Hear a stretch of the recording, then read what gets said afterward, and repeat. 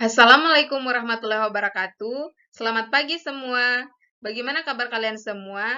Saya harap kalian baik-baik saja ya. Sebelum memulai pembelajaran, saya ingin memperkenalkan diri. Nama saya Nur Absa. Di sini ada pun tujuan pembelajaran yang ingin saya sampaikan, yaitu mendengarkan, di mana pembelajar mampu merespon isi dengaran teks eksplanasi yang berkaitan dengan ranah profesional. Selanjutnya, setelah kita mengetahui materi pembelajarannya, di sini saya akan membahas mengenai keindahan batik. Mendengarkan. Batik adalah kain menggambar yang dibuat secara khusus dengan menuliskan atau mengecapkan malam pada kain. Kemudian diolah dengan cara tertentu yang memiliki kekhasan. Batik Indonesia telah ditetapkan oleh UNESCO sebagai warisan budaya asli Indonesia. Awalnya, batik menggunakan kain putih yang terbuat dari kapas yang disebut kain mori. Seiring perubahan zaman, proses membuat kain batik juga memakai kain katun, sutra, rayon, polyester, dan bahan sintesis lain. Motif batik dibuat menggunakan cairan lilin yang disebut malam. Media yang digunakan untuk membatik adalah canting untuk motif halus dan kuas untuk motif batik tulis dengan ukuran yang besar. Cairan lilin itu akan meresap dengan baik ke dalam serat kain. Kain yang telah selesai dibatik dengan canting kemudian dicelupkan ke dalam zat pewarna. Pencelupan ini umumnya diawali dengan memakai warna-warna muda terlebih dahulu. Proses dilanjutkan dengan mencelupkan warna lebih tua untuk memperoleh motif warna kain yang lebih gelap. Sesudah beberapa kali melalui tahap pewarnaan, kain batik dicelupkan ke dalam larutan kimia untuk melarutkan lilin.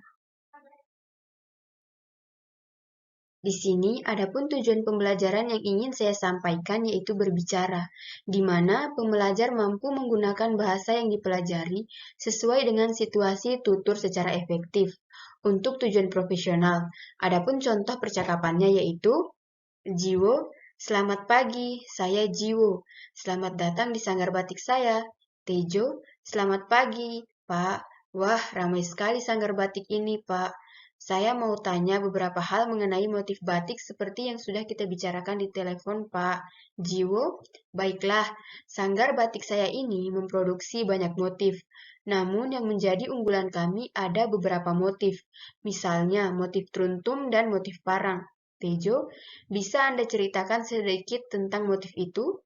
Jiwo, ya. Jadi motif truntum itu memiliki makna menuntun. Kain batik bermotif truntum biasa dipakai oleh orang tua mempelai saat upacara pernikahan. Orang tua diharapkan mampu memberi petunjuk kepada putra-putrinya saat memasuki kehidupan rumah tangga. Tejo, lalu bagaimana dengan motif parang, Pak?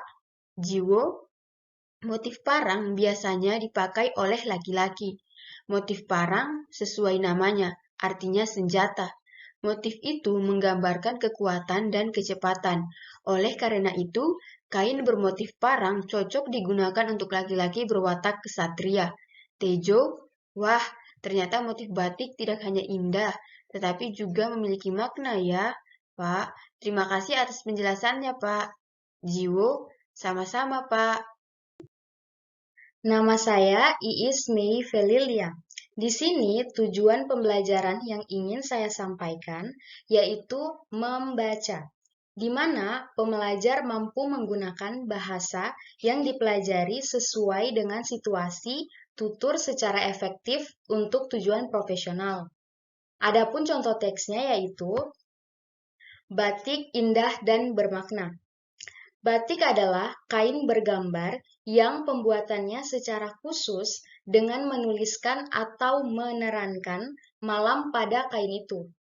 Pengolahannya melalui proses tertentu. Batik merupakan kerajinan yang bernilai seni tinggi. Batik memiliki berbagai macam corak yang memiliki makna masing-masing. Awalnya, batik memiliki ragam motif dan warna yang terbatas. Beberapa corak bahkan hanya boleh dipakai oleh kalangan tertentu. Berdasarkan data Direktorat Jenderal Kebudayaan, Kementerian Pendidikan dan Kebudayaan Indonesia, seiring perkembangannya ragam corak dan warna batik dipengaruhi oleh interaksi warga dengan orang asing.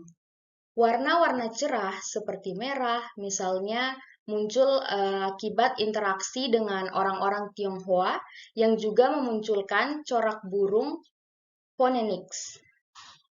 Menurut para ahli budaya, interaksi dengan orang-orang Eropa menghasilkan corak budaya tulip, gedung dan kereta kuda, serta warna kesukaan orang Eropa, yaitu biru. Meskipun demikian, batik tradisional tetap mempertahankan coraknya dan masih dipakai dalam upacara adat karena setiap corak biasanya memiliki makna yang berbeda-beda. Dengan begitu, batik menjadi kebanggaan Indonesia dan dapat menjadi salah satu sumber mata pencaharian.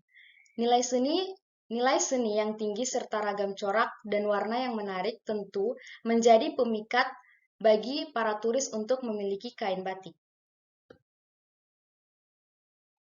Nama saya Waude Sri Mudayanti. Di sini tujuan pembelajaran yang ingin saya sampaikan yaitu menulis, di mana pembelajar mampu menulis ragam esai yang menekankan isu penting. Di sini, saya akan memberikan tugas kegiatan 1. Buat teks eksplanasi yang terdiri atas pernyataan umum, penjelasan, dan interpretasi atau penutup dengan topik sesuai yang Anda inginkan. Pastikan tulisan Anda sesuai dengan struktur teks eksplanasi yang telah dipelajari. Sekian pemaparan materi dari kelompok kami. Terima kasih.